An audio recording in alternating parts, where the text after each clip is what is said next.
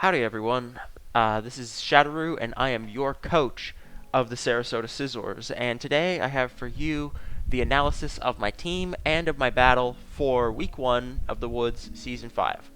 And this was against Cuda, also known as the coach of the Pokemon Go-Goats, and to be honest, I figured this week would be a bit uphill. Looking at his draft, you'll see why in just a moment, but his draft was a little bit scary, and I, to be honest, did not know if I'd be able to pull one out on him, because in our previous battles we were actually 2-1, and I was really hoping to even up that differential, but I wasn't sure if it was going to be possible. But anyway, looking at his team, you can kind of start to see why.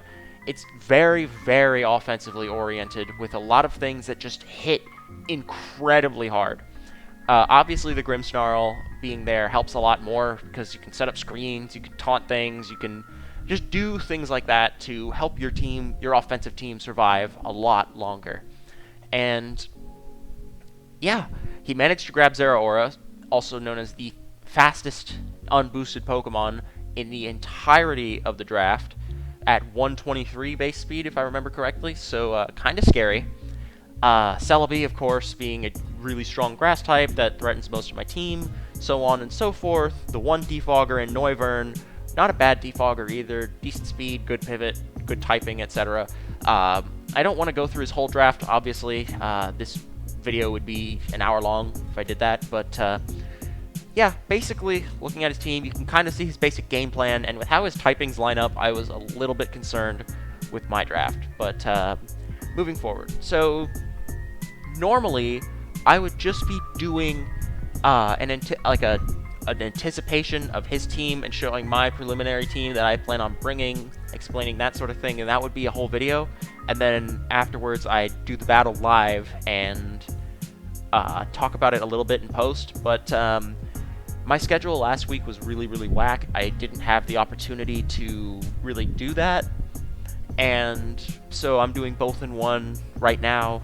Sorry for the long video, but it should be a more consistent upload schedule going forward. So for my draft that I decided to bring, I figured his team is mostly physical, barring a few exceptions, being Noivern, Haunter basically, and Celebi, of course. I figured I really, really need to make sure that my team can take some strong, meaty physical hits. So the first thing I did for that was to bring defensive Mew. Progeny this week is loaded up with Will-O-Wisp, Roost, Knockoff, and Nightshade. Will-O-Wisp and Roost, of course, being to check Zeraora. I actually live even a Banded Knockoff, and after a Willow, it does, I believe I live another one, and I can click Roost and just kind of, heal up and start to check him. Works for other things as well, Mamoswine, Sock, that sort of thing. Obviously, Knockoff is on there to check some of his items. If he's got, like, Scarf Mamoswine or Banded Zeraora, I can hopefully get that item off to help the rest of my team out just a little bit. And Nightshade is kind of my last-minute pick. I decided on it mostly to handle Celebi, because I don't want Mew to be a free, setup fodder for Celebi, because Calm Mind Celebi, kind of scary. So Nightshade just lets me check that a little bit, doesn't make me invest into special attack, and it's better than Psychic just because a lot of his team, has switch-ins for Psychic types, and some damage is obviously better than no damage, so here you have it. Defensive Mew this week, just to check, not exactly counter, because he does a lot of damage to it regardless, but just to check some of his defensive threats and maybe cripple at least one. In that vein of thought, I decided on Incineroar for my second pick, mostly just because Intimidate plus Will-O-Wisp plus Knockoff handles a lot of his team. I forgot about Oblivious on Mamoswine, but I figured, hey, if this thing is on low health, I can at least throw it out against Mamoswine, get the Intimidate off, let it die, and swap into something else, let it take a hit and revenge kill. Didn't end up working out that way, you'll see why, but basically, pretty obvious why I brought Incineroar as well. It's a good check to Celebi too, as long as the Celebi isn't set up. I could have brought specially defensive Incineroar, and someone actually recommended that I do that, but I don't know why I didn't decide to do that. I figured I had other answers to Celebi, and I'd prefer this to be able to handle like Zeraora, because I was terrified of Zeraora. I don't know why, but I was absolutely terrified of Zeraora this week, and I figured I needed as many answers to it as possible. It does pretty good damage to Celebi regardless, though. Knockoff obviously being really good. Flare Blitz, I believe when I actually did the calcs, it did like 90-something%, so this thing is not a bad counter to Celebi regardless. Parting Shot lets me get some reads on things, get this thing out, cripple one of his offensive threats, and Heavy Duty Boots ensures that even if he does get Rocks Up or Spikes, since he does have Colossal, I won't be, reluctant to bring this thing in and out, and I can keep, using it as the physical tank like I talked about last week. So I figured, in terms of just coverage and all-around physical, bulky pivot, Incineroar was a good choice to pair with Mew. For my next pick, though, I needed a Defogger. Obviously, like I said, he has Rocks, he has Spikes, he has Screens from Grimmsnarl, so I figured I needed an answer to that. And for that, I also needed an answer to Noivern, because Noivern is a really, really decent special attacker and outspeeds basically my entire team. So I figured, what do I have that can really check this thing? Because at that moment in my draft, I really didn't have one. So I decided on Silvally Fairy. It can swap in on a Draco Meteor, it can Parting Shot out on basically anything, and multi-attack handles not only Noivern, but also Crawdaunt, Grimmsnarl, that sort of thing.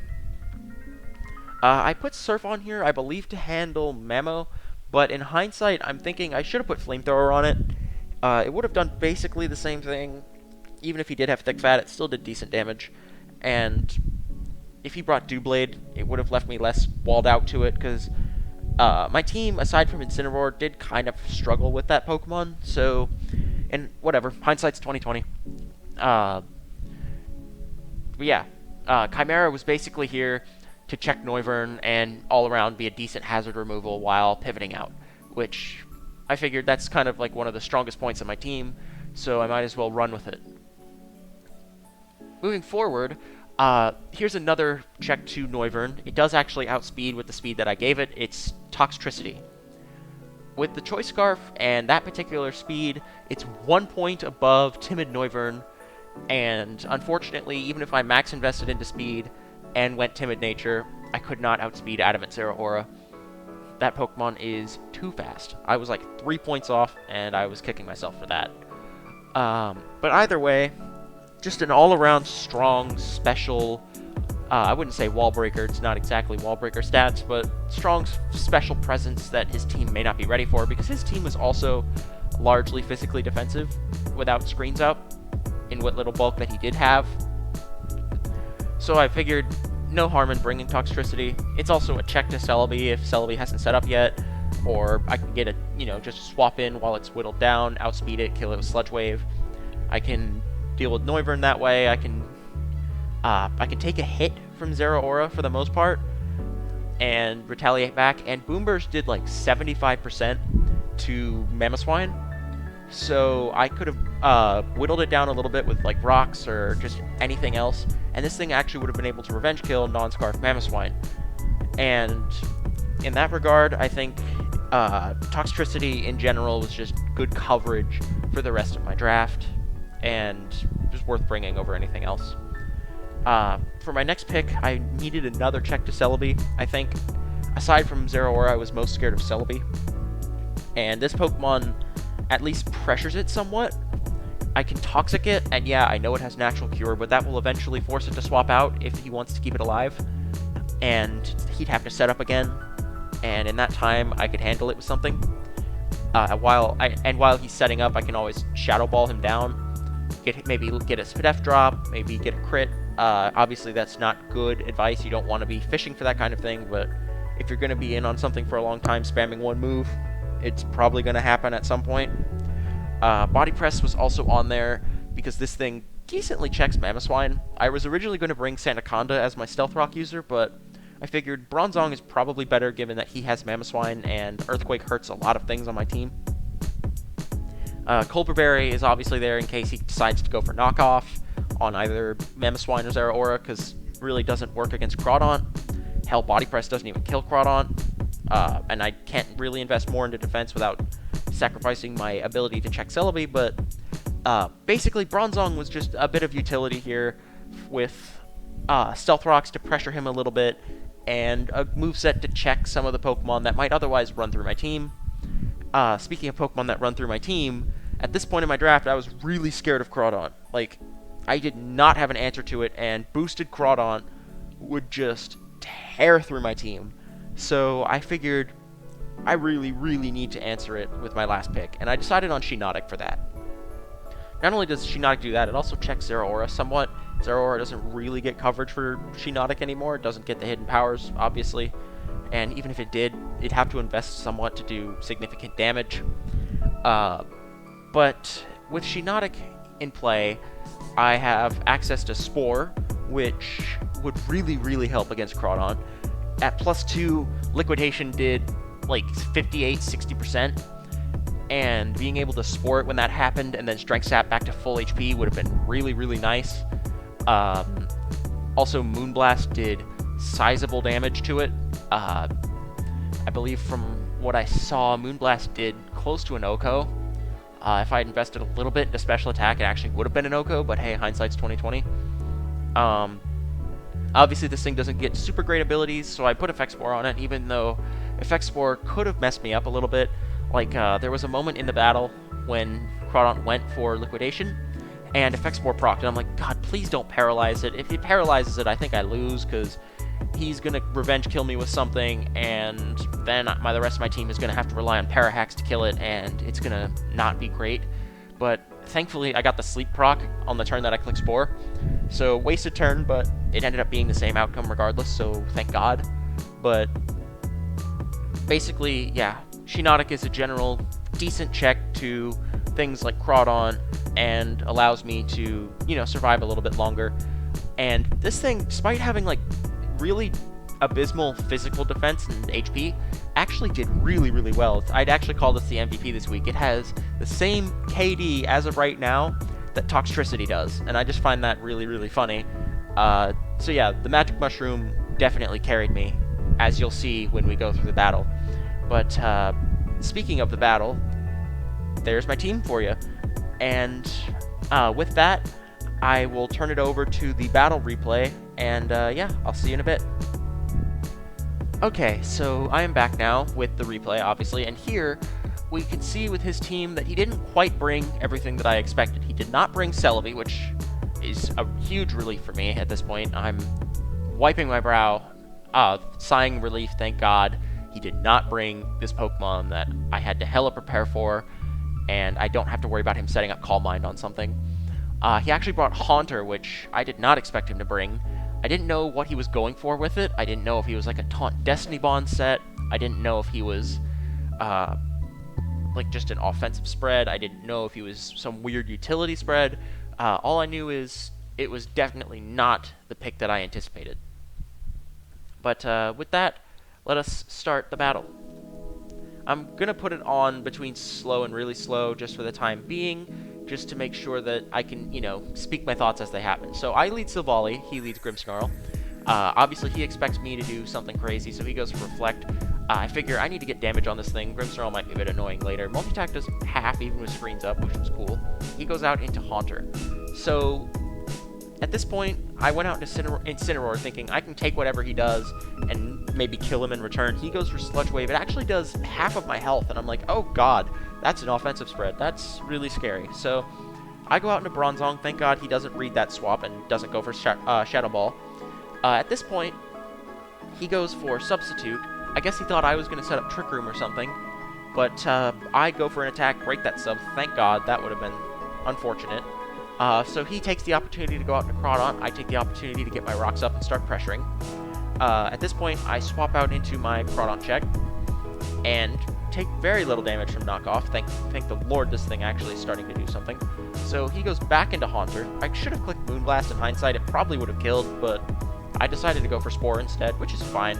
It forces him out at least. he goes into Noivern, and I see that he's heavy-duty boots, so I'm like, okay, he probably has Defog. Moonblast does a sizable chunk of damage to him. I figured he'd try to, like, Hurricane me or something like that, so I swap into Bronzong. It's probably too safe. I should have probably gone for Moonblast and killed this thing, but he is able to roost back up and get hazards off, and at least I get the Toxic off on him, so I can start whittling his main, bulky pivot down, which is a relief. He then goes for U-turn and swaps out into Grimmsnarl again. At this point, I go for, Shadow Ball. Doesn't do much. Obviously, it's resisted. I figured Toxtricity, this is a good time to bring that Pokemon in. I can go for Sludge Wave, and almost nothing can take that. So he goes for Light Screen here, but it's not enough. He still goes down. That's a relief.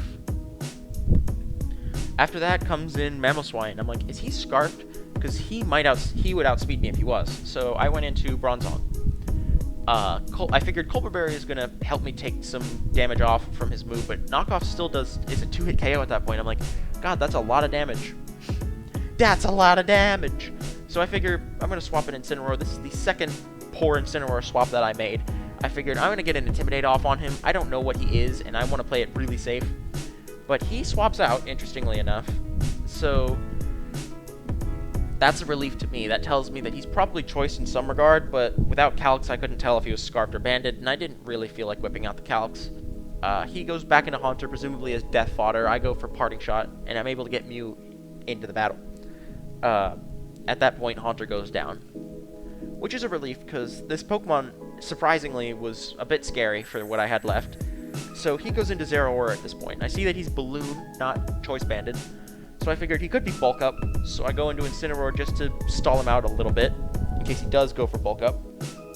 Excuse me. Obviously, if he had close combat here, I would have been dead, but he did not. So I'm able to get the Will-O-Wisp off. And at this point, Zeraora is basically crippled. Can't really do much, even if he is Bulk Up. I do have Shiinotic, and I can keep his attack stat down. And I do decide to go into Shiinotic here, even though I need its health to be preserved for Crawdaunt.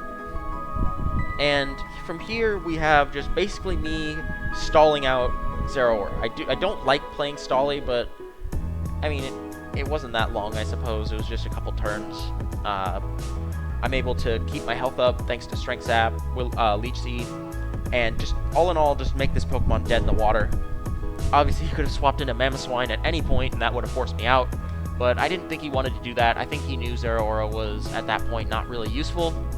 So he was just going to let it go down, and I'm not sure why, I'm not sure why he didn't swap out, though. It would have at least made me swap out, and he might have been able to do something. But I guess he just wanted it to be over with quickly with his Zeraora going down. So at this point, I figured I don't want Shiinotic to be in when this thing dies, so I swapped in Silvally. He goes for Knockoff, does nothing, and I figure, well, I can click Surf on Mamo if that comes in, and multi-attack on everything else. He does bring in Mamoswine, and I go for the Surf. It does sizable damage to him, and that was a relief to me. That I lived through the Earthquake, that is. I didn't know if I'd be able to, but I guess having 95 in every stat is pretty good. So he goes into Noivern here. I'm not sure why. I think he just wanted to I don't know, threaten me out or something like that. So he goes for Roost, but I am having none of that, and I go for Multi-Attack. Down goes the Noivern at this point. Should have been done 25 turns ago, but it happens. So at this point, Mamo comes in and clicks Ice Shard, and I'm like, okay, Toxtricity is probably the answer here. I can go into this thing, and I can click Boom Burst or Sludge Wave. I think it was Sludge Wave. Yeah, it was Sludge Wave. And at that point, Toxtricity can still somewhat threaten Crawdaunt. Maybe I should have gone for Sludge Wave here when he clicked Swords Dance. I didn't trust myself to do it, but I should have, in hindsight. It would have probably been smarter, but at this point, I think I kind of wanted to preserve my differential, so no harm, no foul. Here he goes for Liquidation, and I see my Effects Warp Prop, and I'm like, oh god, please don't poison him or whatever. I'd lose if that happened, but thankfully it goes for the Sleep just like I did, so no harm, no foul, and missing a turn by clicking Spore when he was already asleep, but whatever. At that point, Strength Sap recovers heaps of HP because he's a Crawdaunt, heavy attack stat, and at that point, it's a Moonblast KO situation. So, yeah, with that, we take it 3-0 over Mr. Cuda. All in all, I think we played relatively well this week. Obviously had some risky Incineroar swaps that maybe I shouldn't have done in hindsight, but I figured didn't really know what else to do at that point. I didn't expect Oblivious Memo, I expected Thick Fat, just because, I had a decent bit of fire coverage on my team. And obviously there were a few points where I played a little bit too safe. I could have killed a few things when I didn't, and maybe I should have. It would have saved me a bit of predicting, a bit of, having to worry about something in the back. So maybe going on in the future, I might be able to reassess the value of certain Pokemon. Like, I know why he brought Noivern, it was a defogger. I didn't. Once I saw Heavy Duty Boots, I should have known that's what his purpose was going to be, and that he wasn't going to be super offensively built. But, you know what they say, hindsight is 20/20. And in talking to him in post, he actually expected me to bring two things that I did not bring, and he built heavily for them, so that might have contributed as to why he struggled a bit. He expected me to bring Trick Room, which might have been why he clicked Substitute instead of Shadow Ball when I brought in Bronzong. He expected me to bring Sandaconda as well. Obviously, Zero Aura is scary, and to be honest, I was going to before I talked to one of the other coaches and reassessed that situation, but he expected a lot out of me that I did not bring, and in that regard, Zero Aura wasn't max speed, Mamoswine was banded, not scarfed, Crawdon actually had room service, he told me after the fact, so he really, really expected me to bring Trick Room, and I'm relieved that I did not fall for that. So that could have ended a lot differently if we had built just a little bit differently than we ended up doing. So all in all, we take those.